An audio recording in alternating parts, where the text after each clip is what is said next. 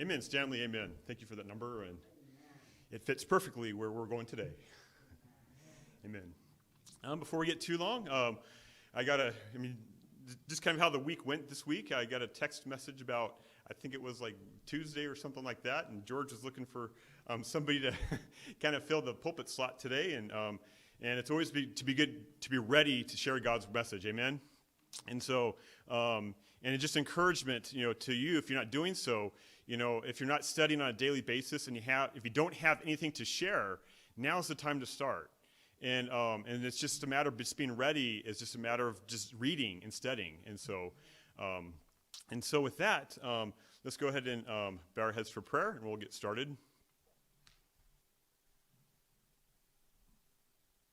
Dear Father, we thank you once again for your Sabbath day, Lord. We just thank you for everything you've done for us, Lord. We just ask you to cleanse me from all unrighteousness, Lord, and just purify my heart and help me to speak the words that you want us to, that we need to hear today, Lord, and in preparation for your soon coming, Lord. And we just ask you to be with those who are hearing, and may it be a blessing to those who my sound of my voice reaches. And we just thank you and praise you for everything you have done for us, and if we pray in that name, amen.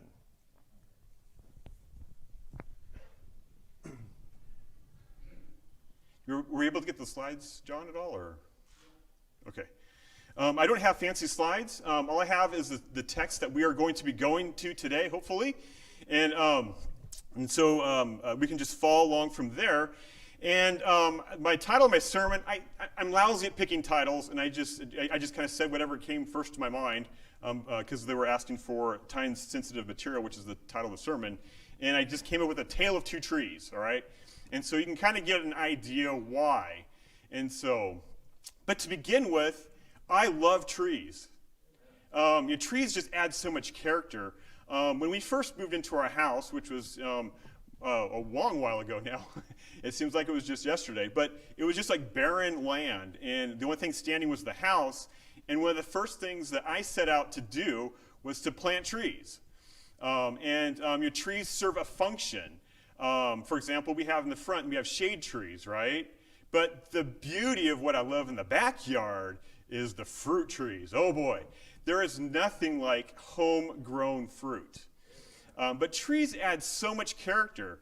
And just as a kind of a side note, in my garage, I've been working on a project for a couple years now, and it's a model train set. Okay, and it's been fun.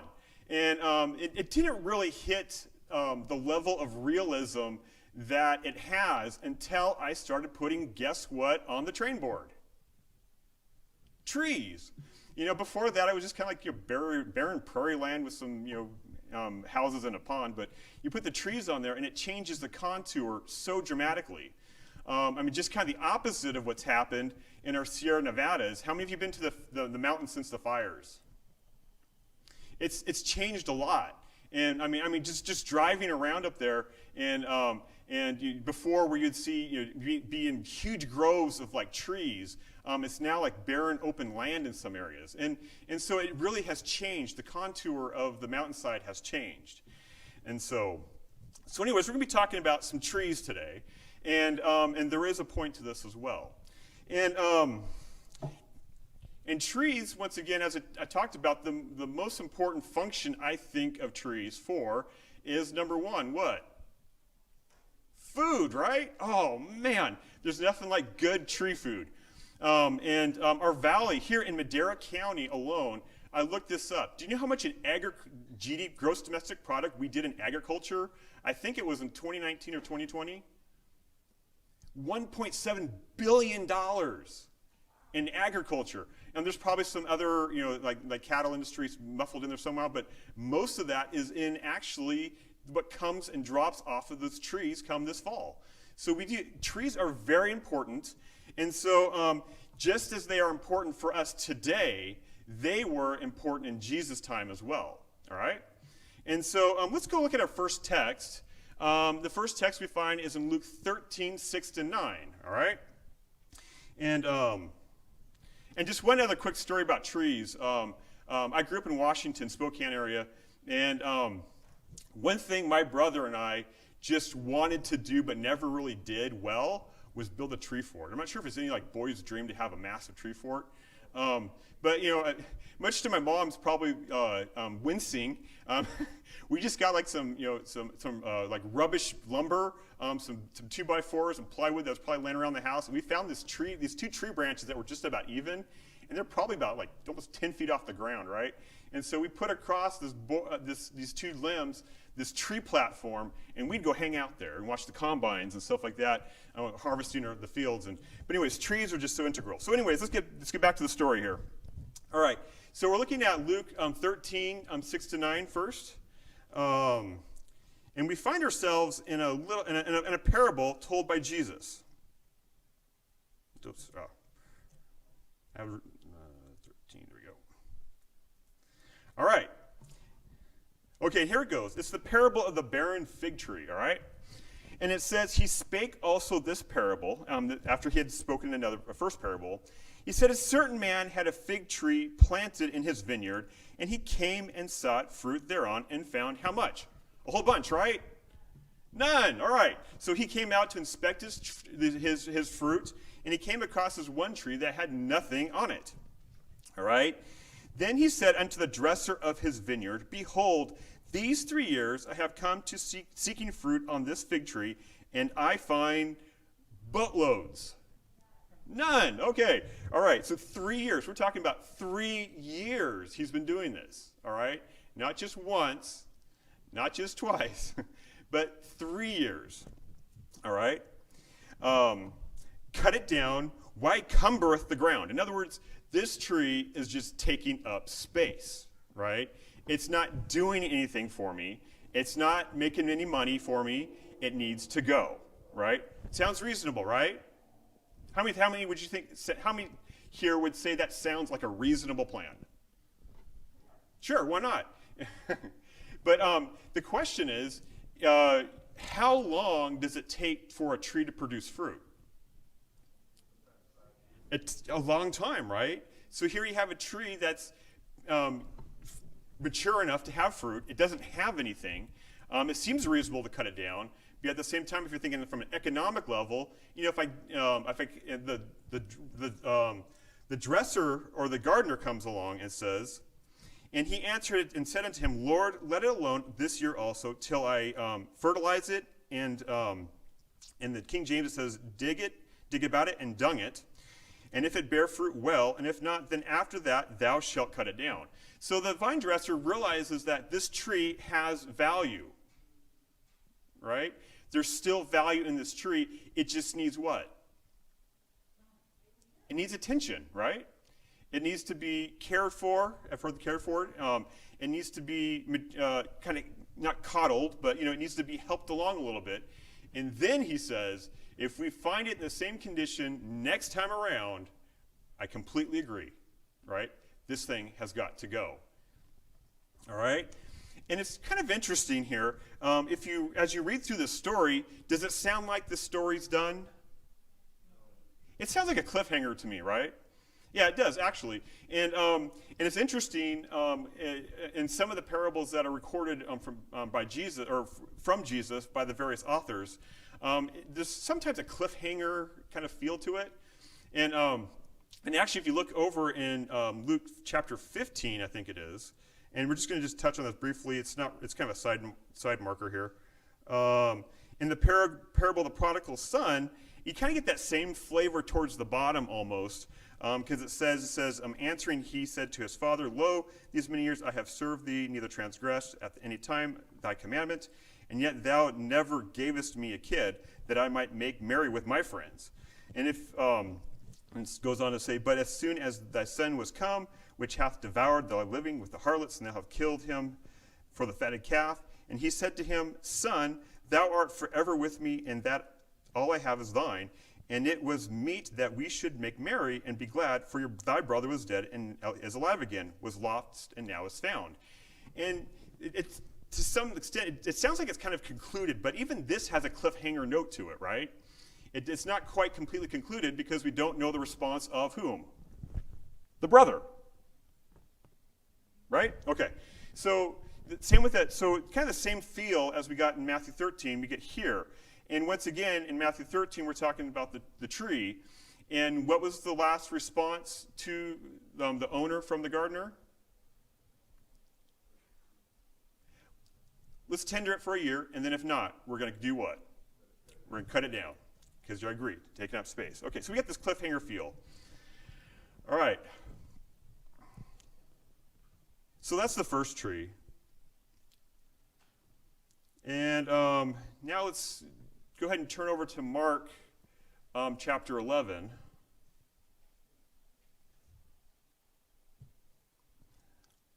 Verses 12 to 14 to start. And this is also recorded in the book of Mathew. And it's interesting to see the differences between the telling of the story. And once again, it doesn't discredit the Gospels. It just tells us that different people had remembered the story just a little bit differently. And but we're going to look at Mark's recording of this story. And it says, on the morrow, when they were come from Bethany, he was hungry. All right, so if we were just to go up the page to start out with, just to kind of set the context of this, do you know what happened just prior to this taking place, this story starting here? If you look up, it's an easy clue.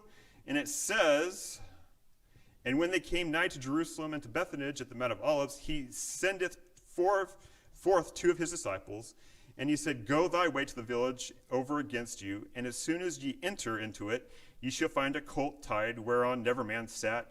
Loose him and bring him to me. So what are we talking about? Jesus, but what is taking place right here? The triumphal entry, right? He's asking his disciples to go get the colt. They bring it to him, and as you read further down the page, it starts this big, huge fanfare. Jesus gets on the colt, and what do you think is going through everybody's mind at this point in time?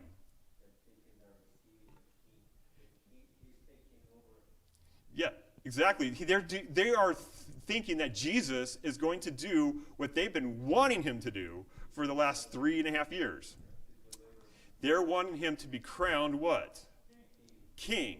And they weren't just thinking spiritual king. They're thinking, this guy's going to do it, right? And if you go back through some of the other stories, and then also if you look through Ellen White's comments on through the Desire of Ages, wonderful, wonderful study. Read your Bible along with the Desire of Ages, and it just peels all these stories back like an onion. It doesn't stink, by the way, however. It's actually sweet when you taste it. But anyways, so here we have Jesus. He's had that's a pretty exhausting day, right? You've been on this donkey. This fanfare is going on. He comes to a point, however, when he stops and does what?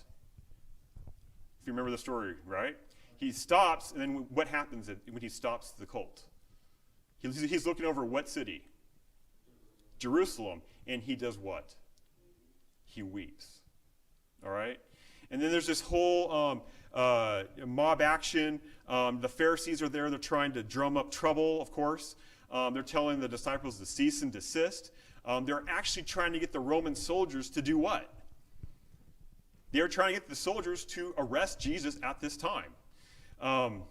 But even the soldiers, however, as you read through Ellen White's comments, they get so caught up in the way Jesus presented himself that they basically turn to the Pharisees and say, "This mess is on you." It completely backfired on the Pharisees. Okay, and so anyways, Jesus has gone through a pretty trying day. And so now we come to the story that we're most interested in this scenario. And it's started in verse 12. And it says, on the morrow, when they were come from Bethany, he was hungry. And seeing a fig tree afar off, having leaves, he came, if happily he might find anything thereon. And when he came to it, he found nothing but leaves, for the time of the figs was not yet. And Jesus answered and said unto it, no man eat of thee hereafter forever. And the disciples heard it. This is kind of a strange story, right? I mean, we can probably, argue a few reasons why, this is just out of context for Jesus to do, right? Number one, if you think about it, what did Jesus come to earth to do? Did he come to destroy or to save? To save. What is he doing here? He's destroying, right? Well, it seems like destroying, yeah. But we'll find out in a couple chapters or a couple verses what happens, right? Jesus came to give life, and now he's seeming to do what to this tree? He seems to be taking life from it. And this is kind of strange, and this is kind of out of character, but there's a very important lesson for us today as well. All right? And so they went down to Jerusalem, and but just before we go through there, it says here, he went through, seeing a tree far off having leaves. He came, and happily he might find thereon fruit. And when he came to it, and he found nothing but leaves, and for the time of the figs was not yet. It's kind of interesting in kind of looking through and preparing for this. I kind of looked to see how figs grow, right? Because figs, I guess, are different from any other tree that is out there. When you see, for example, like an almond tree or a peach tree, what happens first? It blossoms, right?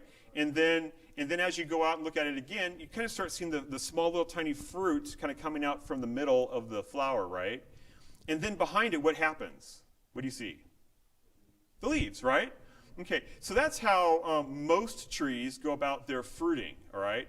It's actually interesting when for fig trees, they don't necessarily blossom or flower, apparently, which is kind of interesting. The way I went in reading for this, apparently it's like an inverted flower, I guess. The fig fruit itself is actually the flower, which is strange. And it's when you first start seeing, so in other words, the fruit actually starts developing before the leaves, okay? And so you kind of get this picture now. So when Jesus comes to this tree that supposedly has mature leaves, what do you think he's expecting to find? Mature fruit, ready, right? Because it has the leaves for it. There should be fruit to show for it, right? But once again, what does Scripture say he found? He found none, all right? And it's very interesting as you read through it. And once again, if you look at the Ellen White's comments, she makes this interesting contrast, is that this apparently was like one of the only trees doing this. Everything else in this grove apparently was still in the early stages. And this was the only tree that was advanced or mature for where it should have been. And so it's rightly stated that it wasn't the time for the figs as of yet, but for some reason, this particular tree was well advanced. All right? Okay. And so as we go further along, Jesus goes down to the temple, and that's verses 15 through 19. And then we pick the story up again in Mark 11:20. And so it says, "And in the morning as they passed by, they saw the fig tree dried up from the roots." Now, what was the tree like the day before? It was green. All right? It had full leaves, right? But it was missing what most important thing? The fruit, right? Okay, so now it's withered. It's dead. All right? And like I said, this was kind of a strange act because, after all, Jesus, he came to give life and not to take it. But here you have a tree that's dead at his word. Interesting, right? And so Peter, he's addressed here, and he called to remembrance and saith unto him, Master, behold, the tree which thou cursest is withered away. And Jesus answering saith unto him, have faith in God. For verily I say unto you, that whosoever shall say to this mountain, Be thou removed, and be thou cast into the sea, and shall not doubt in his heart, that's the key part here, and shall not doubt in his heart, but shall believe that those things which he saith shall come to pass, he shall have whatsoever he saith. Therefore I say to you, whatever things soever ye desire, when ye pray, believe, and ye receive them, and ye shall have them. And when ye shall stand praying, forgive. And if ye have aught against any, or if you have any transgressions against your brother, that your Father also, which is in heaven, may give forgiveness to your trespasses. In other words, go forgive your brother before you continue on. But if you do not forgive, neither will your Father, which is in heaven, forgive your trespasses. So we're going to kind of mostly focus on the top part here. And so you have this tree that was alive, doing well, and now is dead. All right? And this is kind of, if you think about it, it's kind of a continuation of the parable we just read before, right? Because remember how it was kind of a cliffhanger? We didn't know that was going to happen, right? And Jesus, in actually telling that parable, was before this. All right? And now this is kind of the conclusion, so to speak, of that parable, right? Why? It's actually addressing the fact that tree has been dealt with before. And he's trying to give an object lesson here because the problem, what was the problem with Israel at the time? Especially like the chief rulers and the priests and stuff like that. Yeah, they walked around in huge piety. They were righteous. They could do no wrong, right? They had rules to regulate how far you could go on the Sabbath and what you could carry and what you couldn't carry. Jesus said, and if you look through the scripture, Jesus was like, in constant trouble over the Sabbath issue, right? It's like, how dare you heal somebody on the Sabbath? It was just like, you'd pull your ox out of a ditch, right? Why can't I heal a man's hand and make him feel better, And so he's addressing the nakedness of the Pharisees. Because underneath their garb, underneath all that pomp and circumstance, guess what they were? They were barren. And he'd been dealing with them how many years? 3, right?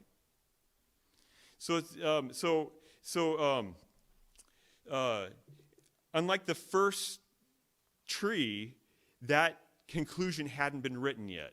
But this tree here had its sentence pronounced upon it and sentence carried out. And it wasn't going to be too much longer till what happened? Till Jerusalem had the exact same thing happen to it, right? Why did Jesus weep at the triumphal entry?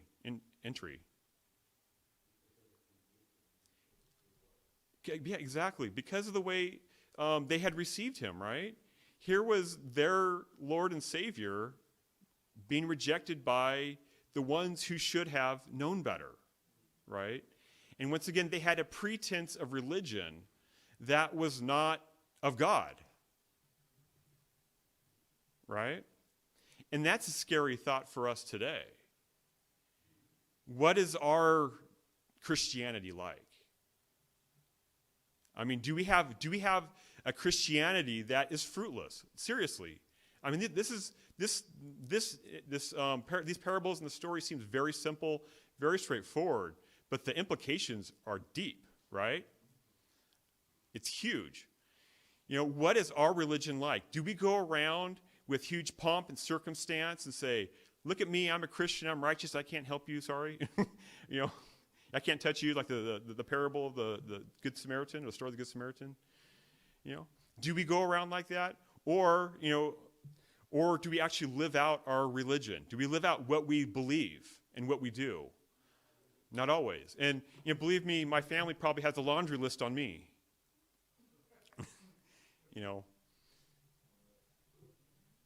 But I'm still a WIP, work in progress, right? How about you? Amen. And so we kind of get an idea that the depth and the gravity to which these stories actually have for us, although simple, they're deep. And so even when you look at like histories and figures in history, your Roger Williams, for example, his famous quote or one of his lines that I came across was he was actually asked to go by the governor of Massachusetts to go back because I'm not sure if you guys remember Roger Williams at all, but he's the kind of the father of religious liberties. He was a pastor in the Massachusetts colonies, but he left. And why did he leave? Well, because he wasn't well liked. And the reason why he wasn't well liked is because they didn't like what he was preaching. And basically what he was preaching was the fact that people have their right to choose whom they will worship. In other words, the church and the state should be separate. Here in the Puritan colonies, we are doing no better than what they did to us in England. We are doing the exact same thing. And so he left under the penalty of threat of death, actually. And so, but he was apparently the governor of Massachusetts wanted him to go back. And he reportedly wrote back and says, you know what? It's safer for me to live among the Christian savages, because he went to go live with the Indians, than among savage Christians. And that's unfortunately what a lot of us are today. You know, we wear our crosses, we put them on our cars, we listen to the music, whatever, but do we practice what we preach? And that's the question that we have to ask ourselves, and only us can answer that. Because at some point in time, guess what's going to happen? All that pomp and circumstance is going to be what? Stripped away. And it's not, and then what's left is who we actually are. So are we actually going to be found to have fruit on us? Or are we going to be barren and worthy of only one thing? And that's to be replaced. Right? That's the only question we have to ask ourselves. And so with that, we're getting towards the end here. Let's look at James 3:13, and we'll kind of get, and I'm not going to end this on a negative note, so don't worry.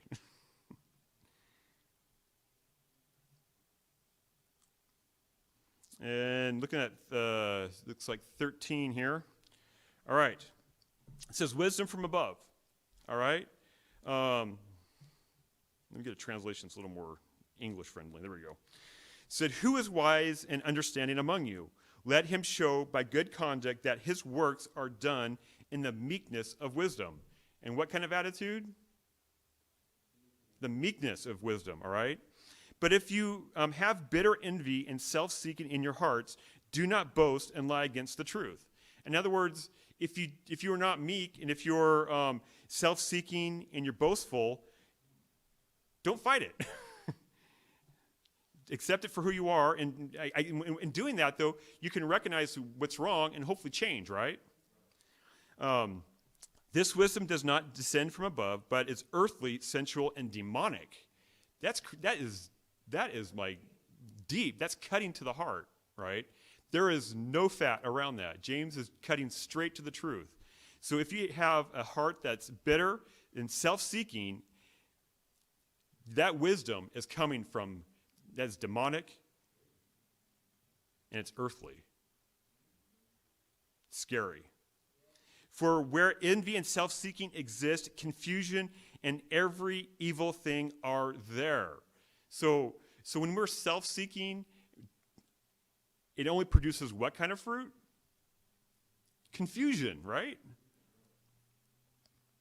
But if the wisdom if the wisdom that is from above is first pure, then peaceable, gentle, willing to yield, full of mercy and good fruits, without partiality and without hypocrisy.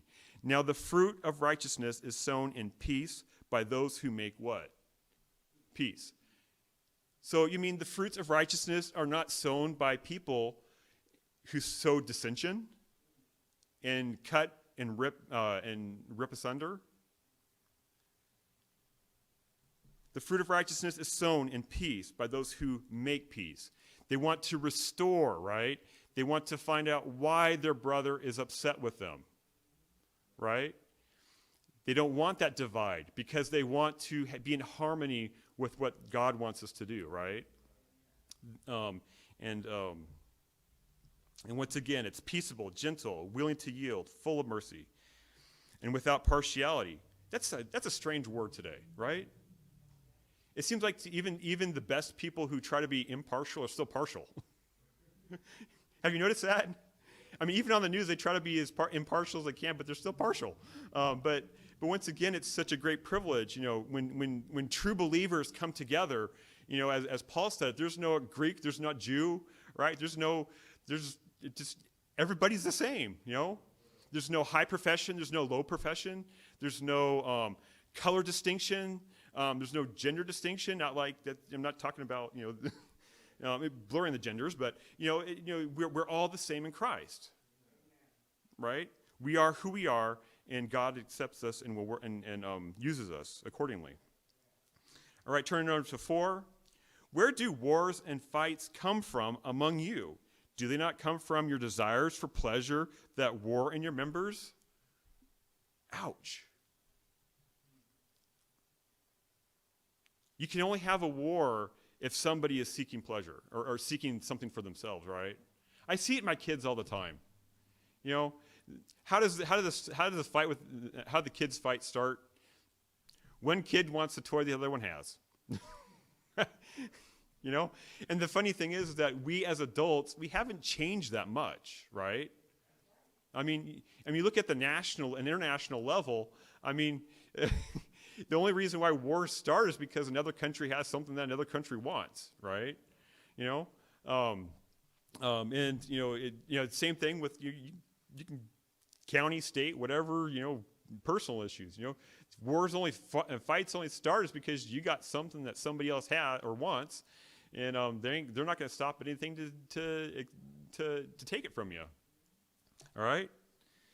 And so, but once again, in James chapter 4 here, it cuts to the meat. It says, you lust and do not have. You murder and covet and cannot obtain. You fight and war, yet you do not have because you do not ask. You ask and do not receive because you ask amiss, that you may spend it on your pleasures. So what we don't have, the reason why we don't get what we need or think we need sometimes is because we're asking what? We're asking amiss. We're asking for the wrong thing, right? And so, and we're self-seeking, and that's what general earthly humanity is about. It's self-seeking, pleasure-seeking. Adulterers and adulteresses. Man, these are strong words. Do you guys know who James is speaking to? If you go back to chapter 1, he's used the word brethren. All right, so apparently he's addressing the church. So, and he's addressing you. He's addressing me. And once again, I am not any more righteous than anybody here. I am as fault-founded as anybody else. But once again, with Scripture, and James is just like laying it bare, all right? Cutting to the heart. It says, adulterer and adulteresses, do you not know that friendship with the world is enmity toward God? Whoever therefore wants to be a friend of the world makes himself an enemy of God. So if we are trying to be friends with this planet, guess what? We're enemies of God. And who would you rather be an enemy of, the planet or God? The planet. And once again, as we read through Revelation and prophecy, we understand this, right? Because eventually the world is going to hate whom? The people of God. The true people of God. And unfortunately, the people who profess to be God, the people of God, some of those are going to be persecuting the true people of God, just as they did Jesus. All right? Or who do you think that the Scripture says in vain? The Spirit who dwells in us yearns jealousy. But he who gives more grace, therefore he says, God resists the proud, but gives grace to the humble. Therefore, and here's our text we use, therefore submit to God, resist the devil, and he will flee from you. Draw near to God, and he will draw near to you. Cleanse your hands, you sinners, and purify your hearts, you double-minded. Lament and mourn and weep. Let your laughter be turned to mourning and your joy to gloom. And have you thought about that? Your laughter be turned to mourning and your joy to gloom. Do you understand why that happens? When we're happy and laughing, everything's great. It's everything's fun, whatever. But when we turn to mourning and turn to gloom, guess what? We turn to be more introspective, right? I mean, have you ever been to a funeral that's been a party? I mean, what are funerals typically, right? They are to remind us about our state and what's coming up, pending Jesus' return, right? And so that's an opportunity for us to reflect on ourselves. It's also very important, and this year has been missing that because of restrictions and otherwise. That it's a point in which it offers somebody who maybe has never heard the gospel of Christ preached. That is an open door sometimes. Have you ever thought about that? A funeral being an open door? Because it's a reality that strikes us all. All right? So humble yourselves in the sight of the Lord, and he will lift you up. Do not speak evil of one another, brethren. He who speaks evil of his brother and judges his brother speaks evil of the law and judges the law. But if you judge the law, you are not a doer of the law, but the judge. There is one lawgiver who is able to save and to destroy. Who are you to judge another? And so once again, James is talking to the church, and apparently there was. It sounds like there was a lot of strife, right? Otherwise, this wouldn't have to be addressed. And so, but this is very important and pertinent for us today, right? Why do we, as a body of Christ, undermine each other? I mean, after all, this is a place where we should be what? Building each other up and coming together in Christ. And, iron sharpening iron. We may have some ideas that need some sharpening or refining, and that's where we come together and we can talk about these things, hopefully in a civilized way. But it hurts the church when there's sublimation and there's undermining going on. It only hurts the body of Christ.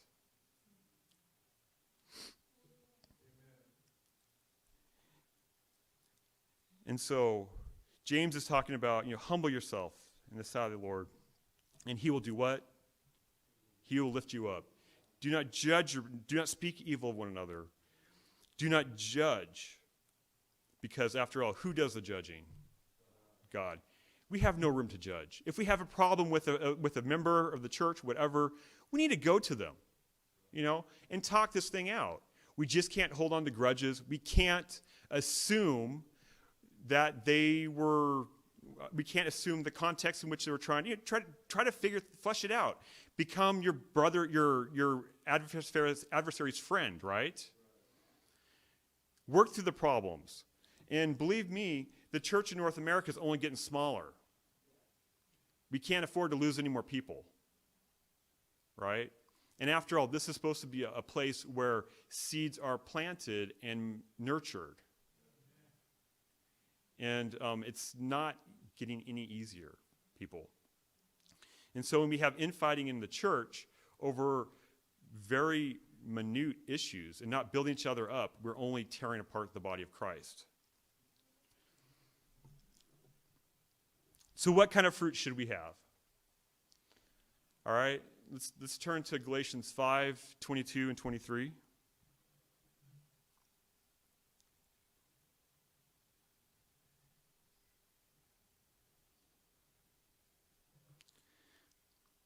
And I'm not going to read the verses above it, which is verses 19 to 21. Take time to read that and check off ones that we need help with. You need help with. I need help with. But we'll focus on the positive, all right? And it says, but the fruit of the Spirit is, the fruit of what? Love. The Spirit, right? Is love, joy, peace, long-suffering, kindness, goodness, faithfulness, gentleness, gentleness, and self-control. Against such things there is what? Why? Yeah, it's. I mean, it's through these attributes that you are keeping the law, right? I mean, it's just like, why should we follow the speed limit sign? Is it to have us from having fun, or is it to keep us safe? To keep us safe, right? So, and that's where the Ten Commandments come in handy. It's to keep us safe. God made us. He should know what's best for us, right? So here are the fruits that we should be exhibiting. And love, joy, peace, patience is another translation, or for long suffering. Kindness, goodness, faithfulness, gentleness, and self-control. How can you war against those things? Can you have a fight when you love each other? No. Can you have a war when you are having joy and peace and patience and kindness and goodness, faithfulness, gentleness, and self-control? You can't. How can you hate your brother when you have these fruits in us? You can't, right? And so those are the kinds of fruits that we should be exhibiting, and not the ones that are above, and which is, just to name a couple, sorcery, hatred, contentions, jealousy, outbursts of wrath. How many people want to have those kinds of characteristics? We should not desire to have those, right? Those are horrible. But we want the ones that are in 22 to 23, right? And only God can give those to us, right? After all, how can a leopard change its spots? It's very impossible, right? How easy is it for me to change my skin? I can't. I guess I could get it tattooed, but that's not healthy. That's not good. But even still, it's not natural. It's not good. So as we see here, in these exhibited in these trees, the good news is that with the parable of the first, the conclusion of that story may have been written for Jerusalem, right? As we saw evident. But the parable of that story has not been written for you and I today. We still have a chance to write that conclusion. We still have a chance to start bearing the fruit with the gardening and tender mercies of Jesus around us, right? Because we can't do it by ourselves. But we have that opportunity still to bring forth that fruit that will make us a viable tree and keep us in that orchard. Otherwise, there is no other act against that tree except for what? To cut it down. And it will be replaced. How many trees does a gardener want to lose? None. Who do you think the gardener was in that first parable? It has to be Jesus, right? He cares for his creation, and it's our choice on whether or not we want to accept what he has done for us and to take on his characteristics and to bear that fruit that he so wants us to have. And so as we conclude, and I'm waiting for Jamie to come out of the kids' room.